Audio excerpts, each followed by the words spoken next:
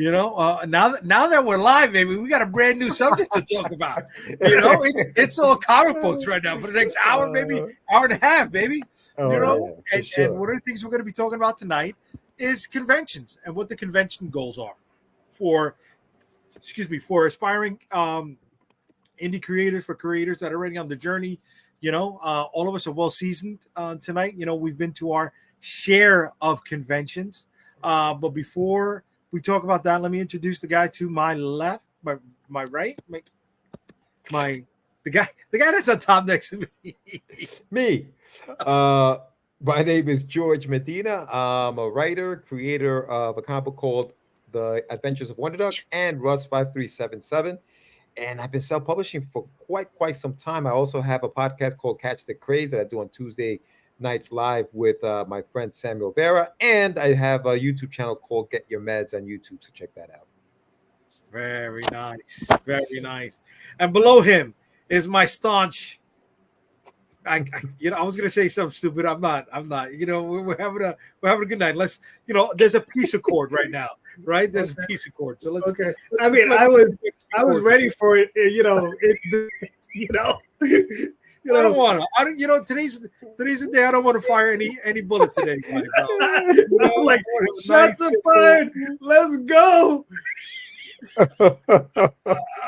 No. I'm ready with the nuclear contingent. Damn. He's like this. He's ready to press that button. Let's go. Oh my god! But I am JD Calderon, the writer and creator of the Oswald Chronicles. I have my own show, which I'll be on with Jay tomorrow. Indie Comics in Spain, talking on a Sunday night about comics. We do all that stuff. George comes on every now and again. Jay's there regularly. So, we just talk about comics, talk about the business of comics. He'll be on there with the peoples, and we'll be having a good time. Sharing our experience, right? Because we're not experts, guys, are we? Expert at insanity, maybe? Yeah. Yeah. We've been publishing comic books. We've been around the block quite a few times, right? Calderon, you're doing this since what, 93, 94? 92. 92. 92, 91. I mean, that's the first time I published a book, but we were started in like 85. God damn, kid. Holy damn. I mean, because like I said, because here's the thing, like, when I started with the guys, we didn't print it till 92. But we were working on books because they were in high school since like 85. 85. I was in the 5th grade, dude. Yeah, word. Yeah. I don't think I spoke English. While you were sucking on your thumb, I was making comics. Damn. Oh, you weren't even speaking English then, George? Yo, bro, I was a little immigrant boy from Ecuador, bro. I had no idea what English was. Another one. While you were learning English, I was making comics. Yo. I just found out today that English wasn't my wife's first language. I'm like, oh, today? I'm like, but you don't have an accent. We've been married all these years. You just told me today. Where's she from? She's Puerto Rican? She's Puerto Rican. But her mom and dad only spoke Spanish. Okay. Okay. All right. Yeah. Listen, things after you put the ring on. Hey, listen, if that's the least of it, you're fine, man. Yeah. You know what I'm saying? It could be worse. I'm in a good place. Could be worse. I'm in a good place, man. I'm in a damn good place. But no, I'm lucky that, she goes with me to all these different conventions and stuff. Yeah. The support that I get from her, it's unheralded, the amount of work that she does. I'm a mess to begin with, right? Throwing the chaos and the madness of a convention, and I'm just like, and I need her with me at the cons to help get me focused. Let me ask you a question, Jay. I mean, obviously, last year I saw your setup at New York Comic Con. It's insane. There's a whole bunch of stuff on the table. What do you do like at smaller shows? Like, how much do you condense that? Because I was Cool, a lot. at Plastic City Comic Con today, right? Okay. And I had a 6-foot table, and I have a small setup. It's not, I don't have too many books or whatever. I have 2 graphic novels, my Ross 5377, my Wonder Duck, right? And then I have some prints and stuff like that. And it's a 6-foot table, and I felt like, damn, I need more space. So like when you have and even you, JD, like both JDs, like how much do you guys condense when you guys go to shows? Like how do you decide what do you take off the table and what you leave on? Depends on the show. Depends on what I had to bring. Depends on what my my financial goal is. So if I'm doing a smaller show and I got to hit a bigger price point, excuse me, if I'm doing a show where I don't have the space and I got to hit a higher price point, I'm gonna bring a lot more trade to push that a lot more to the forefront. Bring the higher margin items. If I'm doing New York Comic Con, it's everything, right? Kitchen sink. If I'm traveling, far, like to Florida or to Chicago, we're doing maybe about 60 to 75% of the setup that we do in New York Comic Con if we drive to it. If I fly to it, that's a totally different story. Logistics come in, stuff like that. And I'm like, boom, boom, boom, boom, boom. How many of these shirts am I going to have to wear on the flight back? You know what I'm saying? Oh, snap. Yeah, I can see JD thinking of something right now. Calderon's like, okay. Oh, no, I got an answer already. I mean, whatever, it's whatever Daphne allows to have on the table. There you go. I got a partner in crime, right? I get to carry the boxes. She sets it up, and then whatever she allows me to have, that's what I have. So you're just a pack mule, huh? But usually, most certainly. Yeah. But for sure. But the thing is like, it's crazy. Like she'll usually set up Ego. It's usually 2 foot. If we have a 6-foot table, it's usually 2 foot, 2 foot. It's usually set up in thirds. Okay. So Ego Raven will be on one corner, Oswald will be on one corner, and then 12 Tails will be in the middle. Right. So it's like I got my baby, she got her baby, we got our baby. So there you go. Right. Right. Yeah. No, I'm one of the reasons why I got the vinyl banners, the small 2x6, is because it's easier to travel with that. You know what I mean? Yeah, I could roll up 4. That's 8 feet if I needed it, and just roll them all together, tuck them into the bottom of the suitcase, just to save space, because the whole hookup with the base and the pole that goes in and the separate satchel, that's one more thing to carry, and sometimes you don't got that space. If you're traveling with a few other people in the car, you gotta break that down. I flew to Puerto Rico Comic Con and they lost one for me, and I was like, oh my god. I didn't get it back until the day before the last day of the show, and I'm like, wow. So it's logistics. It's a little bit of PTSD because you don't want something to go wrong. You want to have control of all the product that you can, and some of it is, how much can I carry when I'm by myself, right? That's a big factor. Yeah, absolutely. I think the only time I really had an issue is I was doing a San Diego Comic Con, and I was shipping like a lot of stuff. Okay. Now, at the time, I worked for a shipping company, and they would give me half off on all the shipping. So I was getting it shipped over there at a pretty decent rate. So, but what happened is I was staying at a hotel that was suggested to me by a friend, and most hotels, they'll get boxes for you, they'll hold on to them, and till you come in and you can pick them up and go. The facilities manager there was a fucking nitwit newbie, and they turned away my packages. Oh. And then I get this message in my back. I'm in New York still, and I get a message. We're leaving like in 2 days, that the packages are coming back. So I was like, you son of a bitch. So we had to repack more shit. Well, no. Actually, I got the company to send it to reroute it to another hotel in the area where another friend of mine was staying, QLess, at the time. It was David. And my friend who had suggested the hotel, I said, I canceled my reservation. And I said, fuck that hotel, fuck that place. We're going to stay in your room. And that was like the cheapest. That was the cheapest San Diego Comic Con we ever did. Sorry, Richard. Nice. We were addicted. Sometimes you got to, dude. Sometimes you got to. We got William chiming in. He's asking how was Plastic City? It was good. It was good. It was a good show. It was one of those shows where like, and I was telling Jay before we came on that like any other show, but with small shows, 1-day shows, you really got to hustle because you only have one day, right? It's just that one day. You got to make your sales, so you really got to get as many people as you possibly can to your table because that is the numbers game, right? If you get them to the table, you can definitely pitch them, sell them. But if they're not coming to the table and you're not getting them to your table, it's gonna be a long day. So yeah, no, it was a good day. I had my buddy Jonathan Syfax, who was great because he's very good at getting people to the table. So and we tag team, right? So he'll get them to the table and then he'll open them up, warm them up, and then I'll just close the deal. I'll come in, tell them what it is, and boom, we'll just close it out. And we do that constantly. So he was a lot of help. It's always good to have somebody there to help you out. Oh yeah. So it was good. It was a good show. Big shout out to Keith Gleason. They run a really good show there. They took care of us. We had a very good location. Nice setup. So yeah, it was good. It was a good show. I definitely recommend it. So how was the drive up there? It was from where I am in Yonkers. It was about 4.5 hours with traffic on a Friday.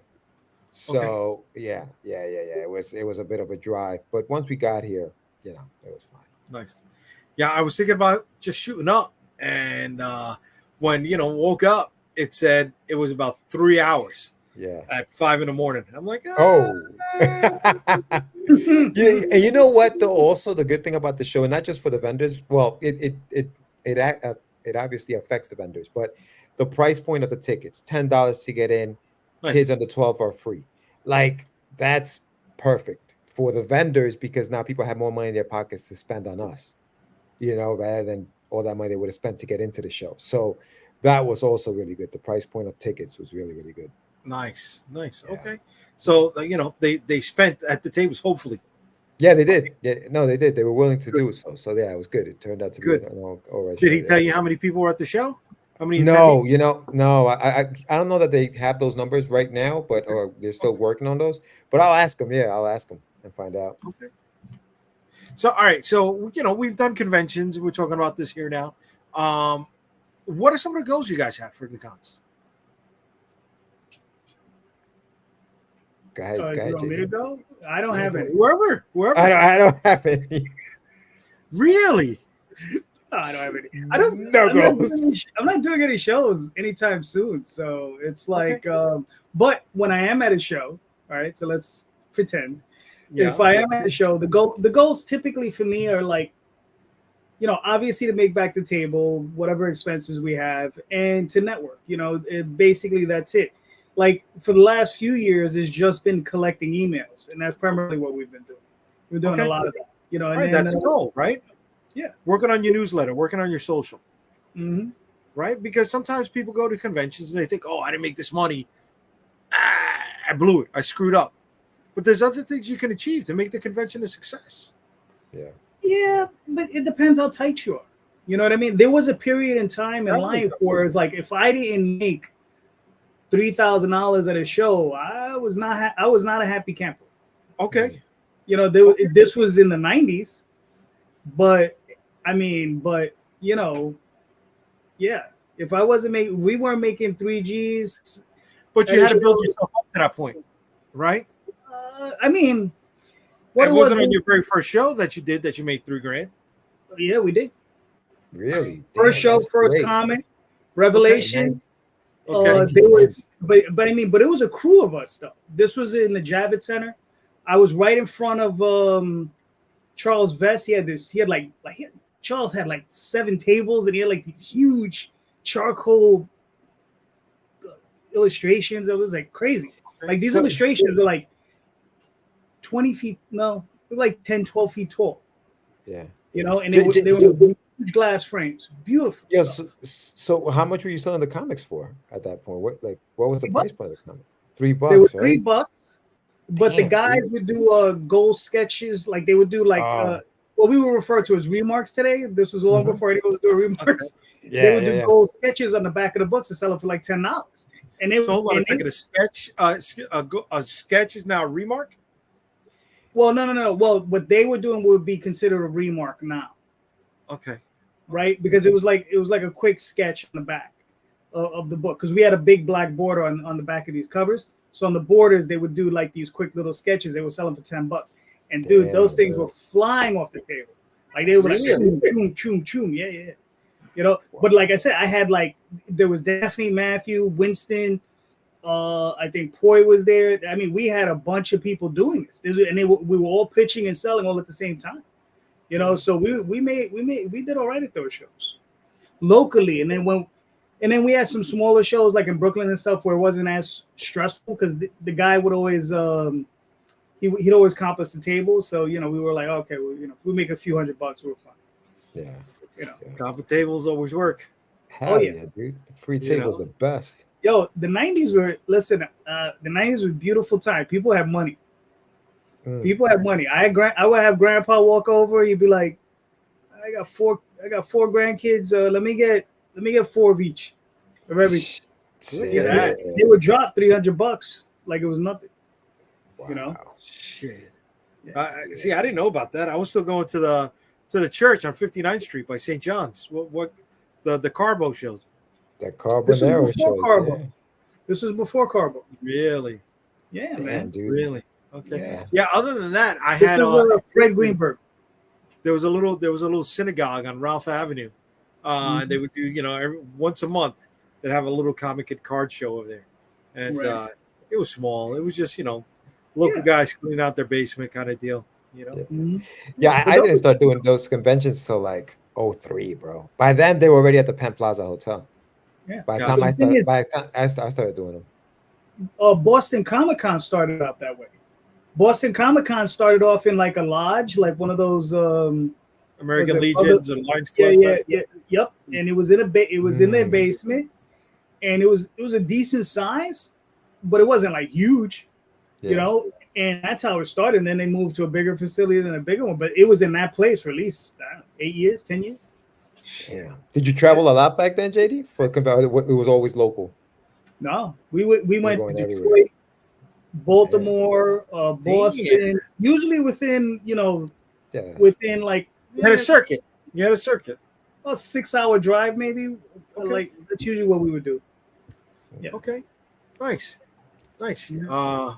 Yeah. There's a place in Manhattan that I would love to hold a convention in, but they got no handicap access, and it's just like, God damn. It's a church basement. It's huge. Right. 20 that's just a dealer for that's just a deal breaker for the fire marshal? Is it for the fire marshal you need it, or because that's the thing? I mean, do you need it?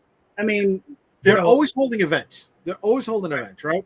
And trying to set that up, even without handicap access, bringing tables down there, bringing merch down there, that's going to be a headache. They don't have like. Do they have tables down there? Nothing. Chairs? They got tables down there, but it's a church. It's old rickety tables. It's not like the stuff you're getting at the Javits. You know what I mean? It's the pre-cut wrestling 6x8 table. That's 6x8. Wow. Yeah. Well, I mean, it's a church show though. I mean, you're not gonna expect, like plush flooring or like plush carpeting at the basement show. I mean, it's one of those things. You're gonna charge what, $5 to get in, if that, right? You maybe have 1 or 2 guests if you're lucky, local, right? And it's a dinky little show. I mean, if you're gonna hold it, if you're gonna make a big thing, then save your money and hold out for someplace bigger. Right. But I mean, all right. We're talking about setting up your newsletter, right? What else do you think you could set as a goal for a convention?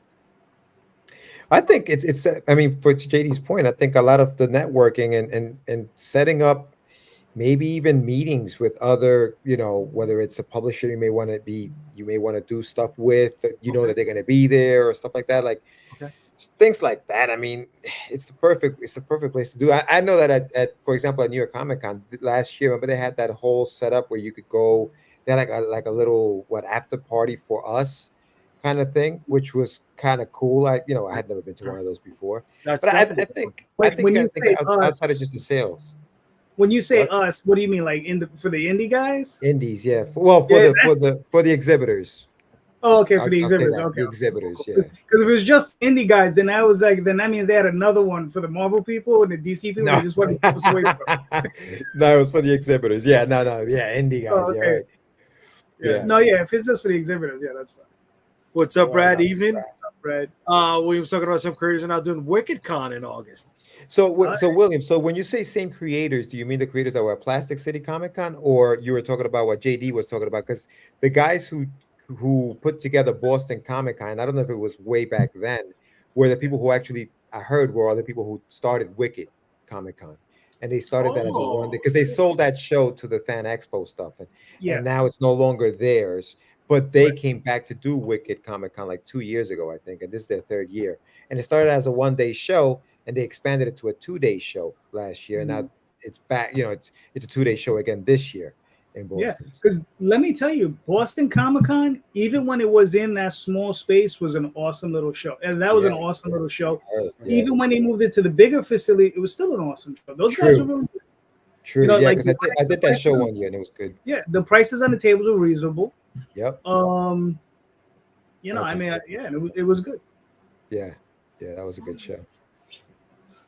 Have you guys ever done SPX? You ever done SPX in Bethesda? I did like the first one, the first, second, maybe the third, and then we were like, all right, so we did the first one. Like so this is where it went. We did the first one, and at that time, we were doing ash cans for Tall Tales, right? Because Oswald wasn't even a thing as a comic at the time. It was Tall Tales as ash cans, and we did gang busters with those little things. They were like, hey, ash cans, right? We did them with parchment covers, black and white, the whole thing. Boom. Jeez. We did gangbusters. We had like issues 1 through 11. We probably bought 50 of each. We probably went home with like 3 of each, 4 of each. Okay, so we did gangbusters.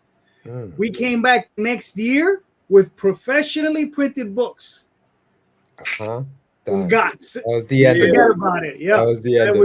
That was not the move. That was not the move at that show, man. If your stuff wasn't like, if you weren't sewing twine through stuff and putting bubble gum on it and to seal it together, you weren't making no money. Really. So the professional finish is just. That's what happened to us one year at the Mocha. Oh, what is it? Yeah, is it the Mocha? Yeah. Mocha. We went in there looking too professional, and we couldn't sell anything, dude. We could have said anything. It's like you said, they wanted the stapled books.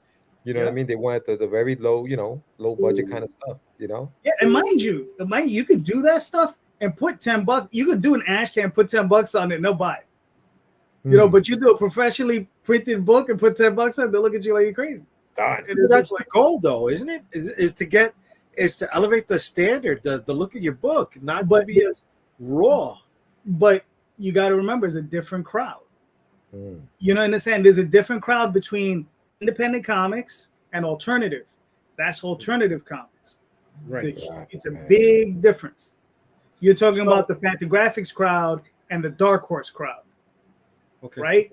The different types of books. There is that thing where they bisect, but they're different crowds.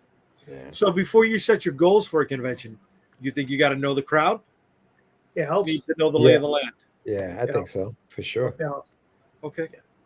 So does that mean going to the convention prior, or getting getting advance notice of what kind of crowd to expect from previous? You know what's funny, man? Like I'm a big believer in going and scouting it out the year before, but I've realized that they change from year to year, bro. Yeah. Like, you know what I mean? Like one year you go and you talk to these people and they're like, oh, it was great, and the next year you decide to get your own table and it was completely different. So yeah, it does help to kind of do that and kind of check it out and see what people like to spend on, but it can change, dude. It can change. I think now with all the information we have, you can go to YouTube and search the convention sometimes and do that kind of stuff rather than spend the money to go if you don't want to spend the money to go.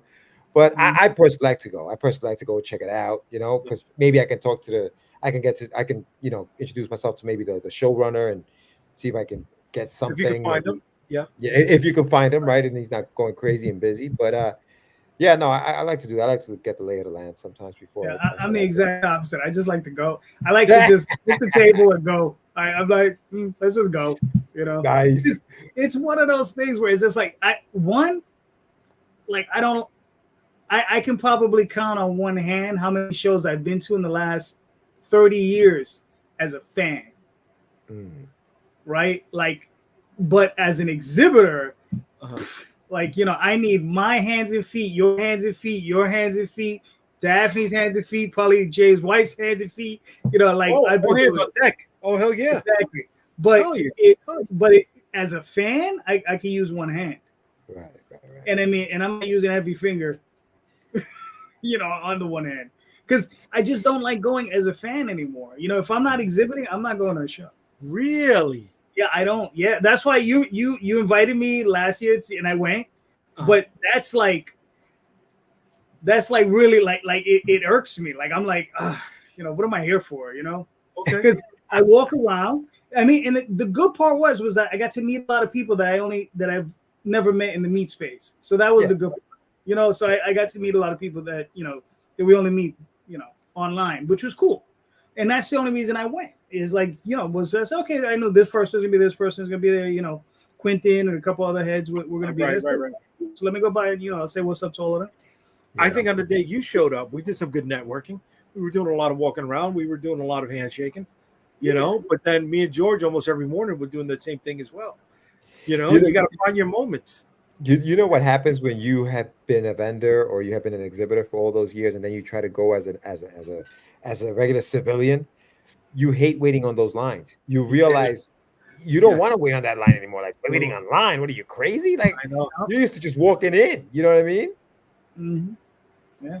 Yeah, no, I know. It's you feel like, you know, like the Superman 2 when he lost his powers and he went to the diner. You know, it's just like, right? What's up, William? But what would keep you guys from doing a convention? What would keep me from doing one? Cost. Cost is a big thing. Cost will keep me from doing it. I think that, you know, word of mouth is big, man. And if you hear that the convention isn't, whether it's not run properly or whether it's a dud, it didn't work out, for, you know, that could really influence your decision. Because remember, like we were talking about, like before we came on, or even when we came on, when you're traveling to these conventions, you're carrying a bunch of stuff with you, man. Like there's a lot to do when breaking down and you know and setting up. It's nuts. It's a whole thing, man. Yeah. Oh yeah. Same for me. It's always been a matter of expense, what we're paying. Like for years, Daphne and I were probably doing like 4 or 5 conventions a year in Boston because my sister lived up there. Okay. There you go. All right. So do you guys have that ever happen to you? People that want to hang on, right? People that, I'll come to the show to help you. And the second they get through those doors, they're out. They're boogie. Yeah. You know what? I think that that's expected, right? Especially at New York Comic Con. You know, somebody says, "Oh, can I get a free badge and I'll help you out?" They're not gonna help you out, bro. Like, you know what I mean? Like they're coming to check out the show. All right. One, I wouldn't offer to help. I'd be like, if you got the badge, I'm more than happy to come in and shake your hand and walk around. But you know, I mean, if you need to take a bathroom break, I'll watch your table. Correct. Better leave me some price list. I'll sell everything for $1 while you're gone. Damn. So how much is this book? That's $1. How much is this book? That's $1. How much is this print? That's $1. We're moving units. We're moving units. Bro, I got rid of half your stock, man. Hell yeah. How'd you do that, JD? It was all $1. Here you go. It's a print for all the You ever have that though after you came back from a convention where you're scared to answer truthfully, so you give that swerve sly answer? You know, instead of saying I didn't make any money, you say I moved units. I moved units. Listen, whenever you hear someone say, "Well, I covered my table," that just means they lost money. You know, you lost money. Like if you cover your table, you lost money because that doesn't mean you covered your stock cost. It doesn't mean you Wizard covered World Philly, dude. I made. You want to say ungats? No, I was paying people to take the books from me, bro. Yo, I had Neil Adams across from me, and he was, with his 40 feet of prints, and he wasn't making any money. Wizard World had set it up.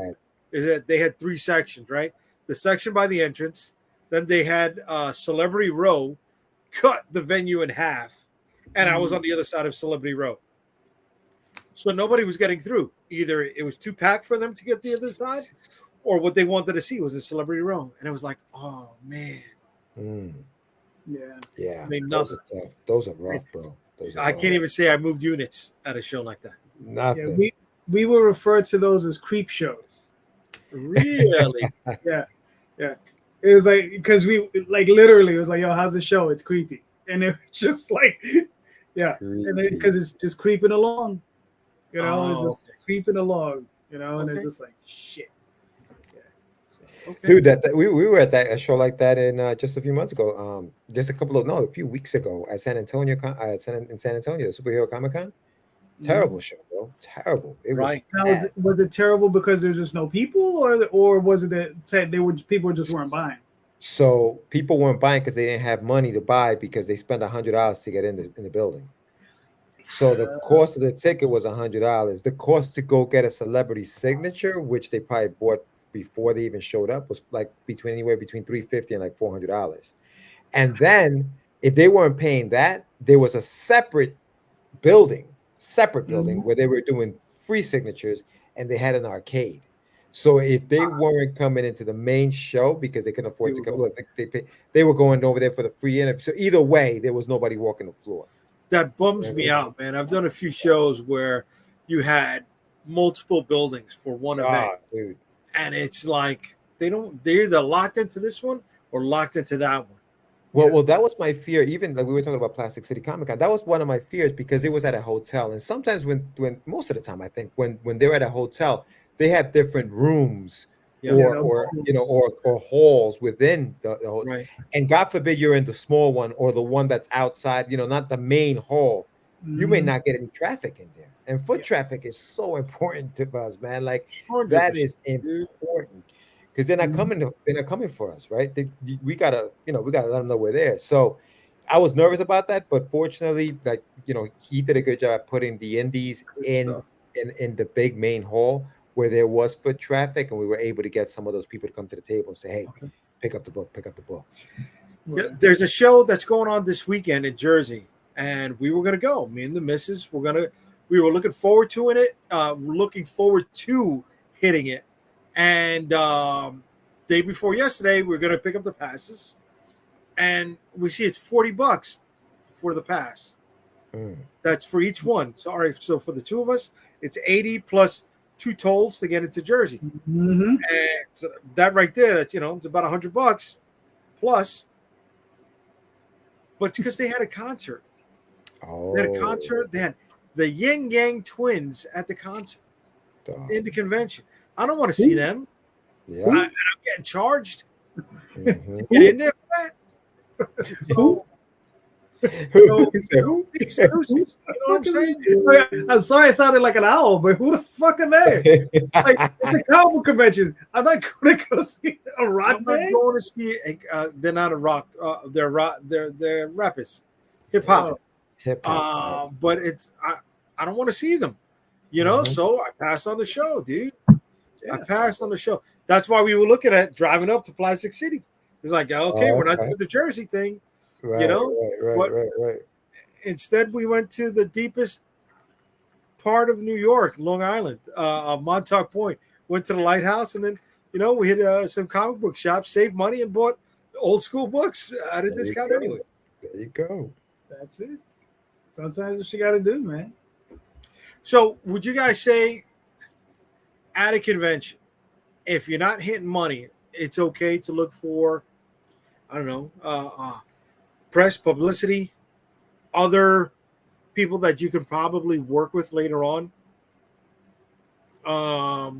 Like you said, social networking, right? Building that newsletter, building your social platforms, right? Finding press and publicity, doing interviews at a con.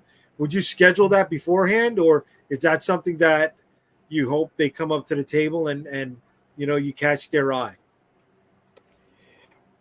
I mean, I think it depends, right? I mean, some shows don't have that kind of reach, right? Some You don't. where you can schedule those things out. Those are usually the bigger shows. So if you're sitting behind a table at a small show and nothing's happening, dude, oof, you gotta What you do you gotta do? have a you gotta have a you have your mind that has to be tough as hat nails because it's no demoralizing, bro. Like, what do you do? You know what I mean? What do you do? But I think for me, and you guys have done enough shows to kind of be like, all right, well, I guess this was a dud and just bounce. A lot of times people just pack up. It's time to move on because honestly, at that point, you're wasting your time, dude. Like, what are you doing there? Unless you're working on something. I generally don't like to leave cons because I feel like I pay for this table. I'm staying here, god damn it. Yeah. Yeah. But sometimes you walk around like you said, network, do that kind of thing. Try to whoever's coming to the table, see if you can get an email address, things like that. But yeah, that's tough, man. That's a tough move. Now, it entirely depends. Like, I agree with George that it's rough. Like, if you're not getting see here it is. If there's a lot of people walking by you and you're not getting any sales, that's demoralizing. If the joint is empty, like you could throw a bowling ball down the aisle, I don't mind much if I'm not getting any sales because it's like nobody's getting any Nobody's sales. getting sales. Right? So it's just like we're all in the same boat at that point. Misery loves company at that point. Right. At that point, you're like, well, all right. And then you turn to, your booth partner or the people sitting next to you, you start conversing, you start talking shop with them, right? So, Right. I met dozens and dozens of people over the years. But just sitting next to people, you just start talking to, hey man, how you doing? Blah, blah, blah. Start just talking about comics. Some people are friendlier than others, right? Yeah. But yeah, it just depends. And I mean, as far as like, scheduling like interviews and stuff, that would require way too much forethought. I mean, I've been interviewed at shows. It's primarily like they're just walking around and they just see you. They're just like, they'll interview. But I see George's point where it is demoralizing. If like I said, only if there's like a steady stream of heads and you don't see anybody stopping. That's right. Something that's like, even worse, dude. Well, what do you do, Jay? What's your course of action when stuff like that happens? Pray for the best, you find ways to work on a pitch on anybody that's there. You find time to lock in, I guess, those people that do stop by the table. You give them a little bit more of that extra personal touch. Yeah. You walk the floor and you try to make conventions. You try to make connections. Hey Bobby, hey Gina, hey Jimmy, why don't you come back here? Or you try to figure out why the fuck you're doing comic books. I had run a convention in Brooklyn 2 months before the pandemic shut everything down, right? Damn. And we had this place packed. We had given someone the opening spot. As soon as you walk through the doors, you were seeing these people. Now, I didn't want to give that up, but that's another story.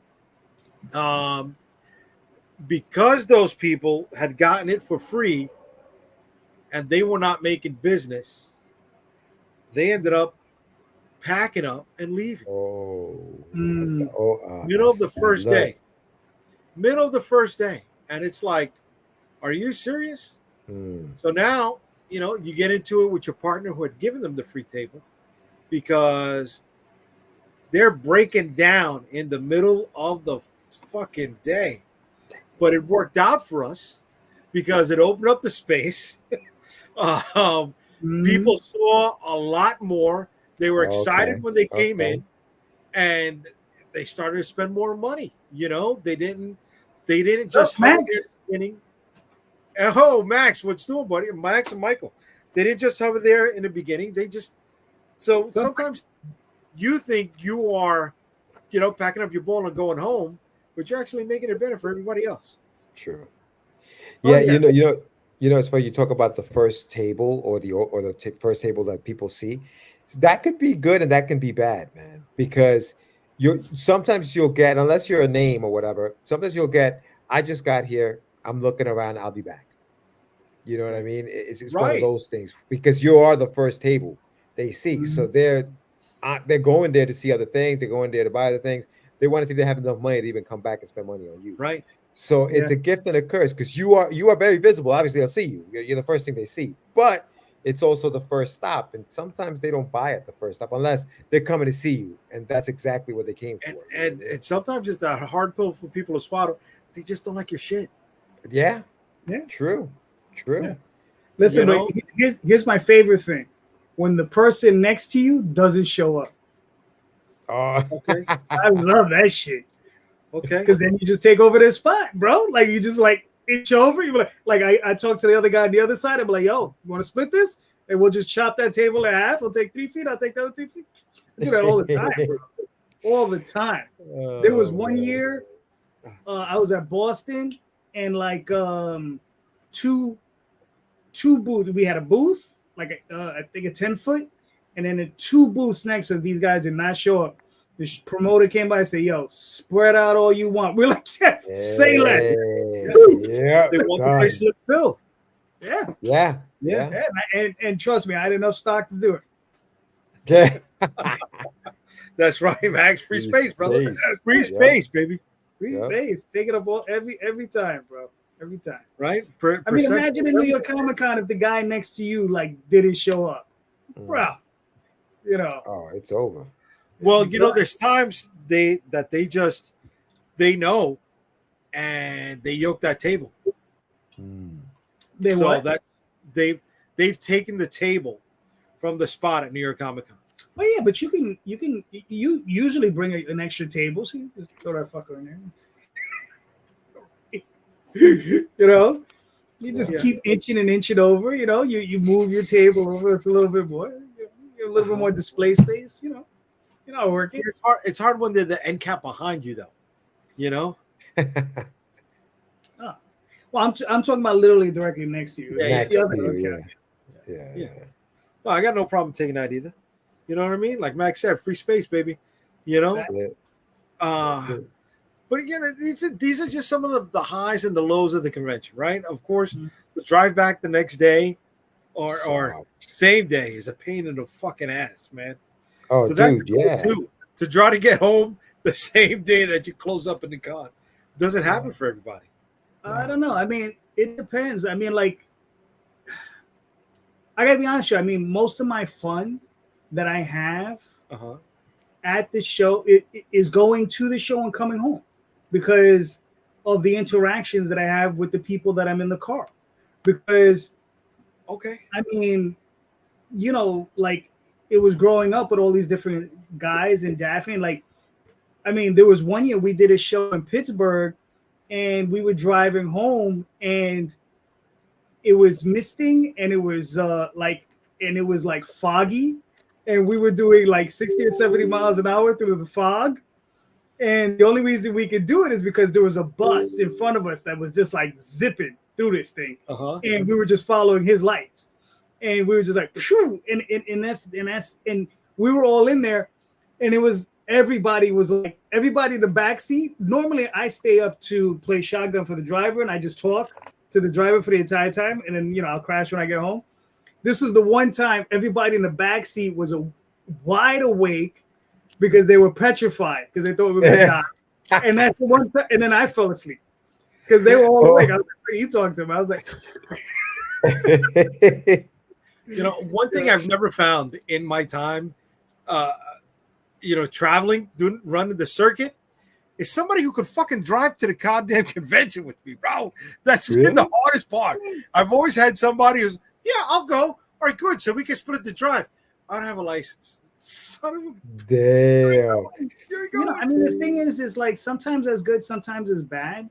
I mean, because I've always relied on a friend, right? Like I've had dozens of friends. Like growing up, I was just mad shameless. I was like, yo, you want to? And they were all geeks, and they all had cars, and they were like, yeah, let's go. And then we would all just drive off or whatever. You know, and then, you know, a few years back, we had a car, and Daphne was driving at the time, And yeah, there you Here's go. the key. That's hilarious. Here's the key right there. Yep, there you go. Didn't help. Yeah. That's But funny. you know, my friend Montoya, who remember the whole thing we went to Pittsburgh. You remember I went not to Pittsburgh, to Michigan. Yeah, don't bring it up. Don't bring it up. No, but my friend Dave, you know, Yeah. dude, we drove out there and like it was what, like 10, 12 hours on the road? And it was just me and him bullshitting 10 to 12 hours there and back. And we had a good time. Yeah. You understand? And I mean, and for me, that was the most fun. Yeah. Nah, I love driving, bro. I love to drive. Jay, if you ever need a It's the company guy, that you have. And apparently, Yeah. apparently you got bad company. I'm sorry. yeah. My man, listen, I will meet you. I'll meet you. If you want, you can meet me in Manhattan. We'll meet in the middle, and then we cut from there, bro. We'll hit the GW. We do something in Jersey, brother. Tonight. So it was a 1-day show, Plastic City, and I just didn't feel like going back tonight, bro. So we stayed here an extra day, whatever. We'll drive back tomorrow. I just didn't.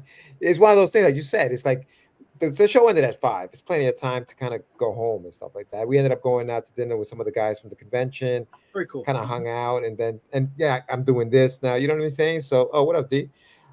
Kentucky Comic Con. Wow. That was Mr. Lowell, Mr. Wolf. He was like, "Yo, you want to do a show?" Yeah, he was like, "You want to do a show in Kentucky?" And I was just like, he was driving. I was just like, all right, fuck it, let's go. Did they brew shine in the Appalachians? Yeah. Do they even still do that convention? Is that convention still around? The Kentucky Comic Con? Yeah. That show.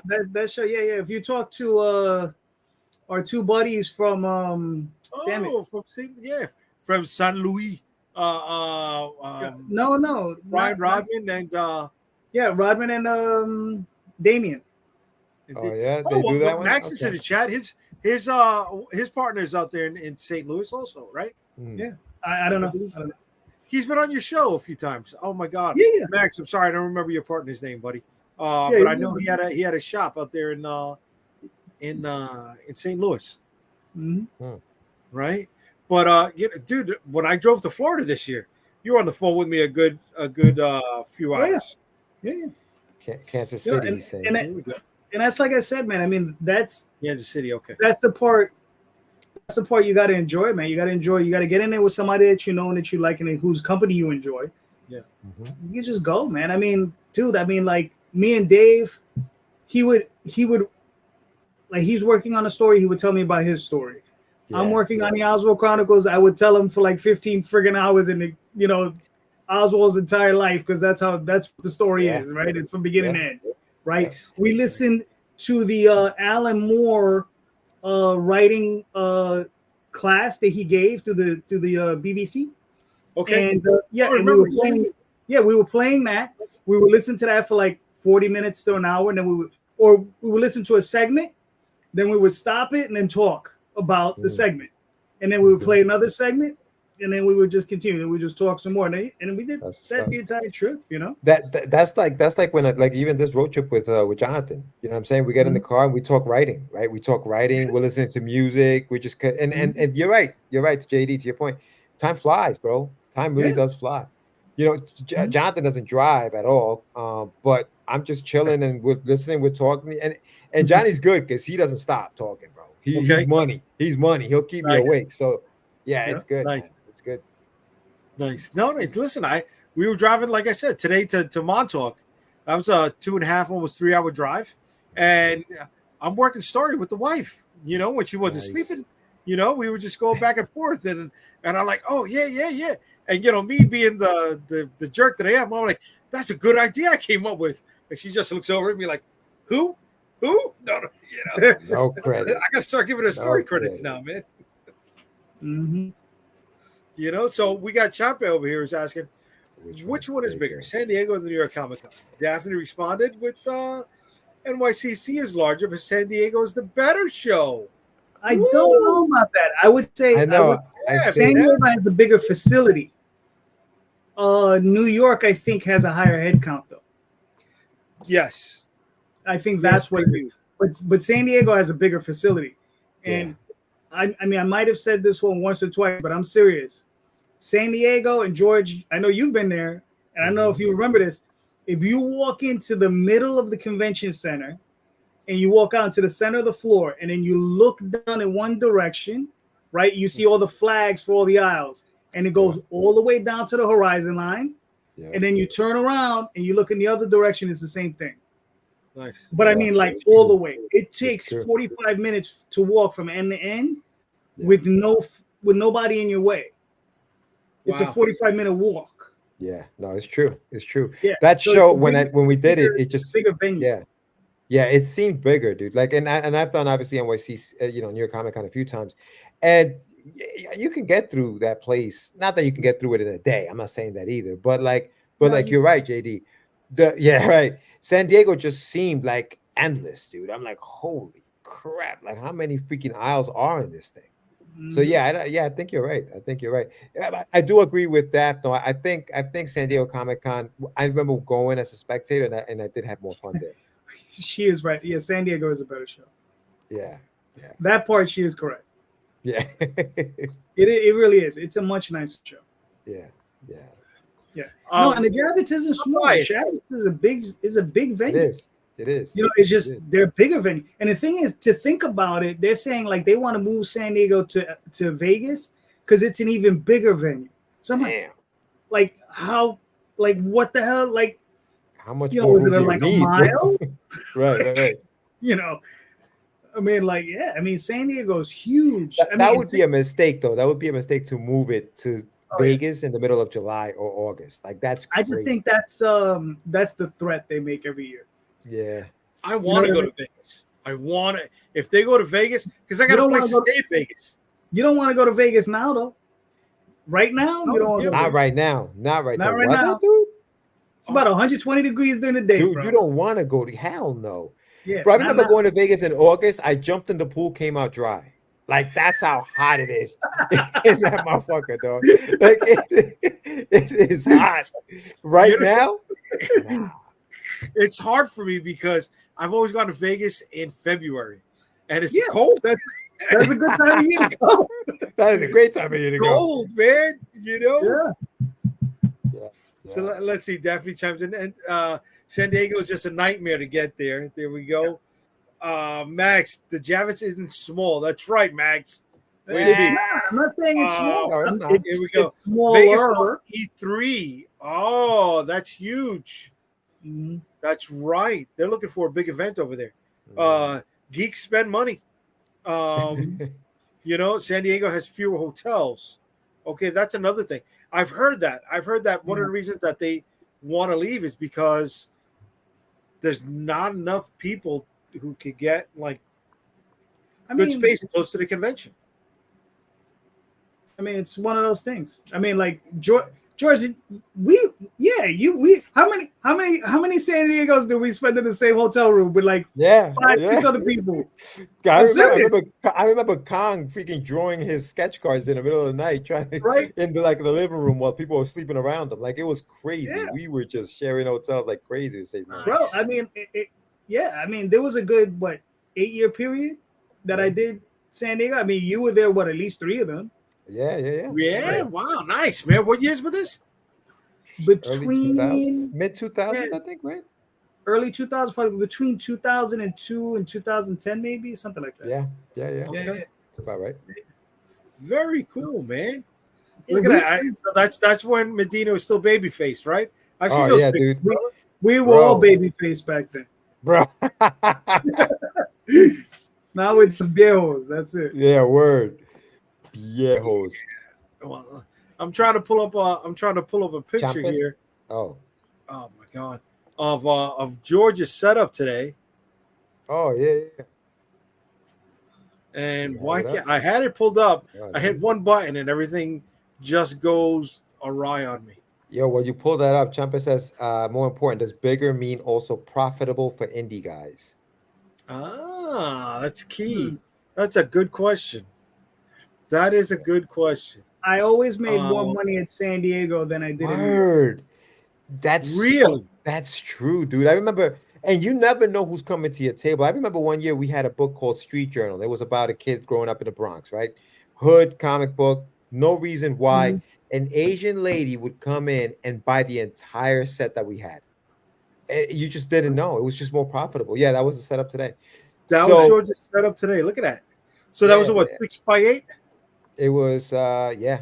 No, yeah. No, six. I would say six by Yeah, five, maybe. yeah, it's a shared space. It's a 6 foot table and whatever you got behind you. Yeah. Yeah. And It's not like wasn't. it's Yeah. not a booth. It's not a booth. No, it's not a booth. It's not a booth. Gotcha. Yeah.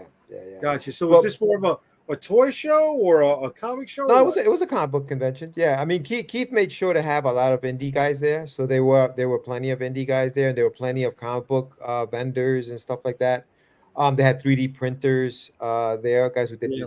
3D printing. Yeah, so it was definitely a comic book show.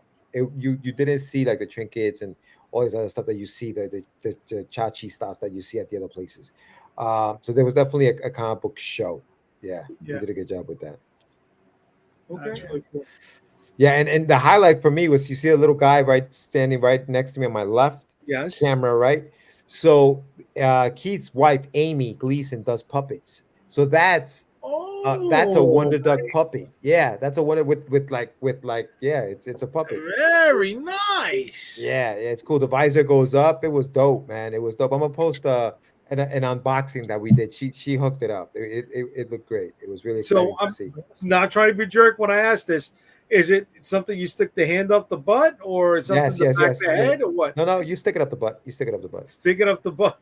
It is a puppet. Pause. Yeah, no. It's a traditional hand puppet. It's a traditional hand puppet. Yeah, she hooked it up with. You messed it up by saying pause. I told you I'm not trying to go that way, and you played off. I of just that, had to bro. make sure. I had to make sure. But yo, it had the rods you stick into the hands to move the hands and stuff like that. Like it's legit. Wow. Like Okay. she hooked it up. Yeah, she hooked it So, up. are you going to be doing any like legit question? You going to do any videos with it? Yeah, so I'm thinking, I'm not big on I'm not on TikTok, never been on TikTok because I've never had a reason to go on TikTok. But if I have this guy, I may start. I may Okay. Okay. So what kind of voice is he going to have? All right, so the voice, I'm thinking a deep voice because he's an actor. In the story, he's an actor. Okay. So I would have like that deep actor voice, and then when he isn't Wonder Duck, he'd have like my voice. It'll be, you know what I mean? Like it would be one of those things. So yeah, I think it would be like a deep voice. I know you do voices, Jay. I may, we may have to work on something. I know where you were going. I know where you were going with that. I don't think you want him to use that voice though. No, but You want a deep voice? We can do a deep voice. You know, I don't think you want we do a that nice voice. smoker's voice, and then when he gets into character, we get the real hero voice out there. You know what I mean? We just run it. But you gotta get that. You gotta get that in there. It's a nice little deep bit of. voice. I don't know if he Thanks, wants Glenn. Appreciate it. fake trucker. You know what are you talking about? You don't like the trigger? Come on, man. That works. Come on, brother. But no, good, man. Good. Yeah. For a second, I'm like, you went to Carissa's people, and you got the. No. Yeah, Carissa with the stuffed animals. You talking the plushies? And Yeah, stuff? she goes crazy No. with that stuff. Yeah, she does. I don't know. You guys know a gentleman by the name of Tim Jones? He has a book called Sour Grapes. It's a comic strip. He's in like a 49 newspapers. Really I've nice heard guy of from him, Rhode Island. He has some crochet little Aesop dolls, which is his main character, the little dog, Okay. and they looked awesome. They looked really. They were handmade. I mean, you got to. I might know that guy. I think you do. Yeah, I think you do. Really nice guy. So you had people from the ASAP conglomerate over there. You had like a little meeting over there, or no? No. I mean, I've known these guys because like I've been to a lot of these conventions, and they do a lot of the conventions. Even I think I forget who mentioned it. A lot of the guys are doing Wicked Comic Con next year because they're in the Northeast, right? So they're up in like New Hampshire, Rhode Island, Connecticut, Massachusetts. Okay. All those guys kind of move in the same circles, similar to like how we run in the same circles and people in Texas run. So I'm getting to know a lot of the guys up there, and and they do a lot of those shows. So like Wicked Comic Con is my next show, and a lot of those guys are going to be there. And then after that, I'll be doing Baltimore. So who knows who's going to show? Oh, so wait, you are going to Wicked in August? I am. Yeah, I'm vending. Yeah, I'll have a table there. I'll have a booth. Very cool, dude. Yeah. Very yeah, cool. Very cool. Very cool. Here we go. I think JD Rosario, you need a mascot puppet. Yes. Dude, those are dope, Yes, bro. that would be great. Yo, let me tell you something. So the show was really good, and part of it was because of this guy. Because the parents would come up with the kids, and they're like, "What? Oh, Wonder Duck!" And then you see the name of the character right in front of it, Wonder Duck. And I wanted to give a shout out to Wham Stand. I don't know if you guys know the guy Wham Stand. No. Mike over there. He does these. You see the Wonder Duck emblem. He does these magnetic emblems that you can put on like all different kind of stands that he creates. So my entire setup has a bunch of those. Oh, this over here. Yeah. Yeah. If you zoom out, you'll see it. I have a bunch of them throughout the table. But the puppet drove a lot of traffic. Yeah, all those things right there, all those emblems, right? Like that, those were done by the same guy. And and if you look behind the Russ 5377, I was trying something new this year with the on the left. You see the behind the Russ. Okay. Right, so those are trading cards, right? But they're not just trading cards. And I kind of took this. Daphne did this, I think, in Baltimore, where she had a fold out kind of like poster, and then she had like a QR code to read the comic. So what I did was I created these cards. Digital comics are big for the younger kids and stuff like that. People don't want to carry these comic books around anymore. So what I did was I printed out a bunch of trading cards. In the back of the trading cards, you have a QR code, but you pay for the trading card at the table. So I'm not waiting for you to go home and at your leisure download my comic, because you probably never will. So you buy the card for like $5, and then you take it home, and then you can just scan the QR code and read the comic online. So it's only one card, or it's a package? It's one card. It's one card because that's issue number 1. So issue number 2 will have a different card. Issue number 3 will have a different card. But these are now trading cards, right? These are just cards that you have. And what you take home is the trading card, but now you've already paid me. So whether you want to download the thing or not, that's totally up to you. At that point, you've already, I know that, that you have it in your hands. So yeah, so I did that, and that worked, bro. I sold a bunch of those today. George, we will be sending you the idea invoice at the end of this, okay? Yeah, babe. Hey, listen, I gotta give her due, because that was a great idea. I was like, that is amazing. But yeah, no, that was a good idea. So you're doing Wicked, not Terrific? No, Terrificon is the weekend after. Yep, it's the weekend right after that. Yeah, William, if you're gonna go, we're probably gonna go on that Sunday. So let me know, William, if you're gonna be there, and we'll bullshit, bud. Yeah, yo, Terrificon is awesome, bro. That's a good show. That's what I hear, man. Yeah, that's what I hear, bro. It is a good show. I just couldn't get the time off.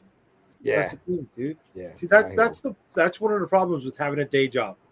Is you don't get to do all the events that you want to do. You guys were talking about that freedom last week on your show, JD. So yeah, that's one of those things. Yeah, that's one of those things. I would love to do more shows, man. I'd love to live that life of a rock band or a wrestler, and just every week on the road. Yeah. I want to do that. I want at least 1 year. I mean, I did it. I did it for a bunch of years. So I mean, it's been there, done that. Yeah, I've done it, man. So it's because I mean, there was a period where Daphne and I, like, literally, like, we were doing at least 2 shows a month, sometimes 3, Blue Moon 4. And we did that for like maybe 3 or 4 years. Nice. You get tired. You got to do it at least once. You know what I'm saying?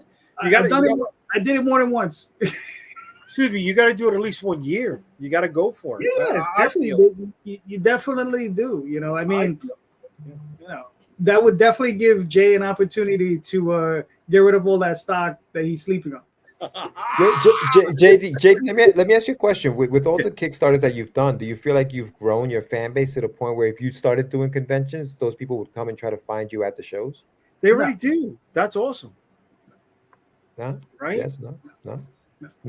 He said no. No. I mean, although what's funny is that I have gone to conventions, and it's weird because I would have these kids run by me, and they would be like, "Oh, the Oswald Chronicles! I read your webcomic. You're awesome!" And then they would keep running. Oh. Yeah, I would get that all the time, at least 2 to 3 times a show whenever I would do them. You know, That's so yeah. awesome. So I mean, sure. I mean, there is some impact, but it's like it's one of those things where it's like, you know, Not enough for you to go back and do shows on a regular basis. Well, I mean, it all depends on factors. You know what I mean? Yeah. Because here's the thing. I just started this new job, right? I get X amount of hours, X amount of PTO a year, right? But because of my position, I get a higher amount. I got to see it is my first year, so I got to see what it goes up to in the second year. I got you. You know, so in the second year, if it goes up to like 4 weeks a year, you know, then maybe we can we'll think about it. So, Michael, we were talking about this earlier today. Yeah. Did we talk about it before the show or once we went live? I think it was before the show. I think it was before the show. Yeah. I'm sorry. So Medina, you want to give him a heads up on this? Yeah, so I had a buddy of mine who just literally texted me and was asking me about the tax forms because Connecticut is asking it for Terrificon, and he found out that when you sign up for a permit, it's 100 years for 100 years is $100 for 6 years, so it's not bad. It's not bad. So all you got to do is just fill out the paperwork and get a permit to obviously sell out there, and they charge you $100 for 6 years for it. So it's not a bad deal. Right, but some people are looking at it like, oh, extra expense. La la la la la la la. Right. Now this is on top of the taxes you got to pay though, as well. Most likely, yeah, I would think so. Yeah. Well, I got a funny story about taxes. San Diego Comic-Con. So every year, I mean, we would make a profit, but here's the thing. When I was doing San Diego, we were running a POD side hustle business. It was I was printing books for people, basically. Mm-hmm. Right? And I printed a lot of books, and that business, the reason I went to San Diego is because for some reason we got in really good with like 30 or 40 different animators out there, right? And these are people from Pixar, Disney, all over the place. And, they worked at all these companies, and you would see their names. Like we would sit and watch these movies, and they would come up on Toy Story and these random, these movies. You'd be like, oh shit, yeah, we did books for that guy, or whatever. Right. So that's one of the things. I would go out there and I would hustle out the printing to them. So if we made money at this show, it was cool, but it wasn't really necessary because that side hustle was really what was taking care of us. Right. But we would see how much we made, and we would get the call, and and we would have to file our taxes. And I remember one year we had paid already, right? We sent them, whatever amount we sent them. And I got on and the lady from the tax department out in San Diego called me, and she was like, "Oh, Bo, I just got a few questions for you, Bo." I said, "Yeah." I said, "Well, we already filed, we paid." She said, "Yeah, but I got a couple questions." I said, "Okay, cool." We were talking. He says, and she was like, "Yeah." She was like, it's really weird because you're one of the few people who pays taxes, because everybody else says they just go for they don't make any money, they just go for advertising." And I was just like, damn, I've been paying all this time. I didn't know. It was hilarious. I was just like, wow. I wonder what the statute of limitations is on the states that you haven't paid the taxes in. Not just you, I'm talking about in general. Some others that are in this room with you that are maybe named JD. Just saying. Listen, man. I mean, if they got time to watch this show, they really should be watching. That's what I want. That's what I want. Because if they're watching this show, they can find out more stuff about Wonder Duck and Russ. 5377. I was almost there. You almost there. You had the numbers right. It was just they were just jumbled up. I'll never win in The Price is Right. So this is my website. Obviously, you have all the information. I've broken it down by home, about projects, shop, and all that other stuff. It's funny, like you are a big proponent, Jay, of websites and stuff like that. So I signed up for I am going to New York Comic Con this year, but I also signed up for a pro badge just to have a pro badge or whatever. Because if somebody wants to come with me, one of my friends, whatever, and they ask for tons of stuff. One of the things they ask for is a website, Yes. and it's like a job. It's like a job interview. They ask for like references, and it's like that's nuts. You know what I mean? But yeah, no. So I have all this stuff. One of the tabs up there. If you go to the last one, Jay, I just want that one. Lotto C, Lotto C collection. I want to give a big shout out to my nephew, who has dipped his hat into the design game. He likes to do artwork. So what I did was I printed up a bunch of these prints for him to go take it with me to Plastic City Comic Con. Nice. Dude, we sold almost $300 worth of these prints. Nice. Because people were loving the bird, especially flipping the bird. And so and so he's starting to sell his stuff online. So if you guys want to check out the website and check out this part of the website, very nice. You can buy some anybody's interested, that is right. Getyourmeds.com. Yeah. That's getyourmeds with a Z.com is right there in the comments, folks. Yeah. Check it out. Yeah. So that's cool, man. I like that he's actually, starting to do something with his talent. So I got to support that. I got to support the young man. Trying to do his thing. Here we go. We got his appearance schedule. Very nice, sir. Yes, loving this. This is where I will be. Hopefully, if you go to the next one, I think I'm updated. Through Baltimore Comic Con. So, look at that. Yeah, so I'll be at Wicked. So that's the 10th through 11th. Oh, one thing about Wicked Comic Con. So if you guys are going to Wicked Comic Con, but you haven't bought tickets yet, if you go buy the tickets tonight or whenever you're buying them, before you check out or at checkout, type in promo code Get Your Meds with a Z, and you're gonna get a 10% discount. Oh yeah. And let me tell you who's promoting that show.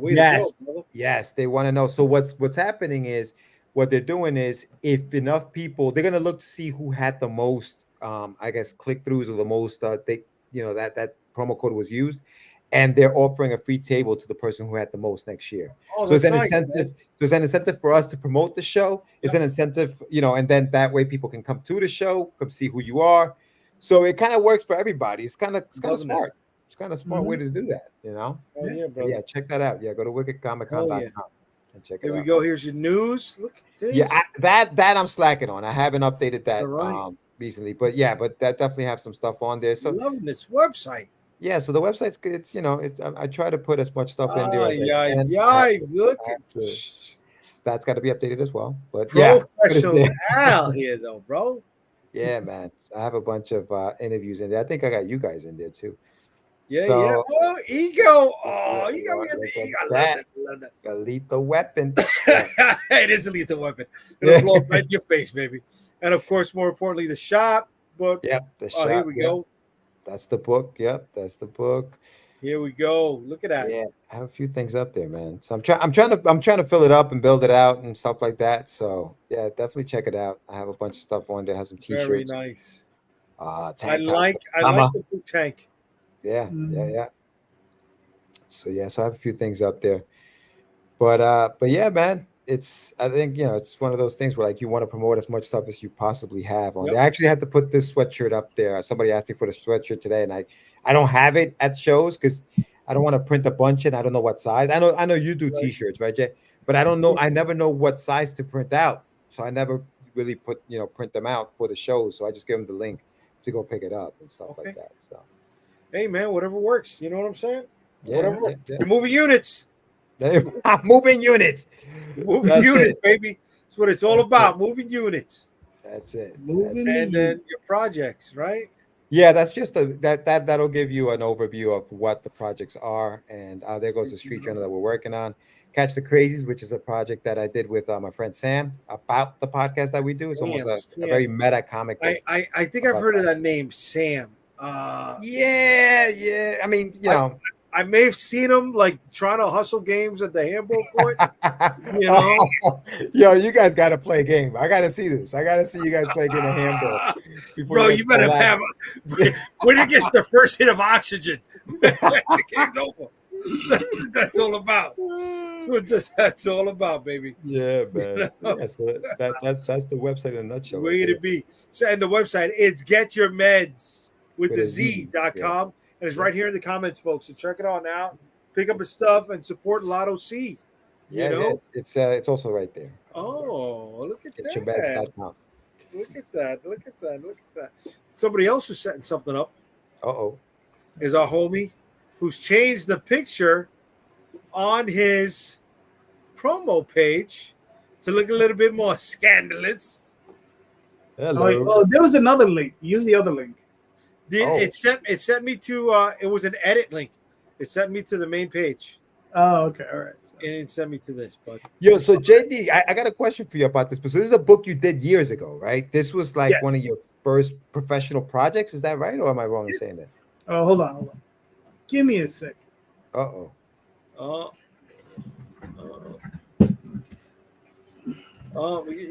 can't see. This is how you know Calderon's getting old, because he can't talk at the same time that he's. Is this the original, the OG book right there? This is the original book printed in '92. So look at that. And then this is in black and white. Let me give you a single on that one, baby. Yeah. Look at that. Wow, dude. Yeah. So did you remaster the pages? Like, what'd you do with the pages for this for now? Hold on.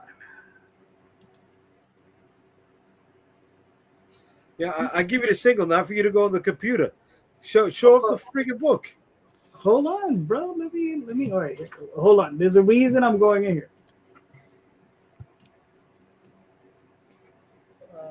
Let me share this with you. Oh. Jump is funny, bro. Oh my God, I'm gonna go back to this. Let's show this. While you're doing that, you tell me when you're ready. And I'll let everybody know that they can sign up for the pre-launch page of Dreamweaver is #1, Paranormal Superhero Urban Fantasy on Kickstarter. But if you switch, if you give me back to full screen, you can see that, or you can just add this thing. There we go. Right. So this is the page when it eventually goes up. So we got a bunch of naughty covers, girl covers or whatever, but these are the two original covers done by Matt way back in the day. They've been remastered, rescanned from the originals. These were originally done pen and ink with markers. Damn. So we rescanned them, we touched them up in Photoshop, and added some effects, and they still hold up. They hold up, right? And the interiors completely remastered, relettered, and they're in color now. But this is all the original artwork, though, right? This is all the original artwork. Nothing. This is all colors. This is all from back then, huh? Who did the colors? I forgot his name. Kodak, the guy who did your cover for. Yes, I like that. That's cool right there. I like that page. Yeah, and I mean, dude, like I said, we were 19, 20. Right. When we did this Matthew was still, this maybe his first year in college, maybe. Nice. When he was doing this. Screaming. That's cool. And I mean, it's one of those things. We look, we're doing the covers, we're doing the sexy covers. Because look, we want, because here's the thing, we did the first 3 issues. We have 1 spin-off issue. But I want to finish the series. Yeah. I want to finish it. I want to get this done. So you're doing, so you did the first 3 issues were done back then. Issue 4 you're working on now, like issue 4, probably about 20 years ago. Matthew did about 12 pages for it, or like 10 pages, and they're like in pencil. They're gorgeous, and we'll go from there with that. Nice, cool, very cool. But we're gonna see where it goes. All right. You got a decent amount of followers on the page. So that's cool. Yeah. One at a time. 63. There we go. There we go. But I mean, I'm not launching it for probably another 4 weeks, because the Oswald Chronicles will be launching a week from this Friday. Is that right? Or am I launching it this? No, it's going to be a week after this Friday. So I'm launching it a week from this Friday. And then 2 weeks after that, I'll be launching Dreamweavers. Nice. Okay. Yeah. And then, and then it's just, the constant struggle. And look, then I just got these in, right? That's the trade paperback for the series that I just finished, My Time with Clive. This was a damaged one that I got, like real nice. UPS, thank you. Damn. Yeah. Well, we're listen, but wasn't just UPS. It was a thing of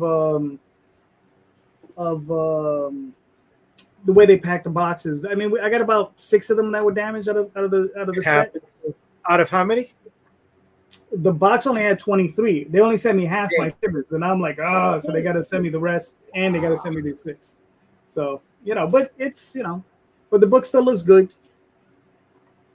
It's a pretty thick book, bro. How many pages is that, JD? 200 pages. Yeah, it's 200 pages. Yeah, it's 200 pages. Looks like a big boy. Okay.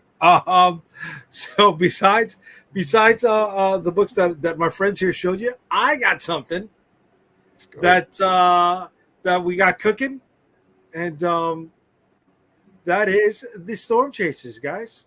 Ladies and gentlemen, we're bringing that back.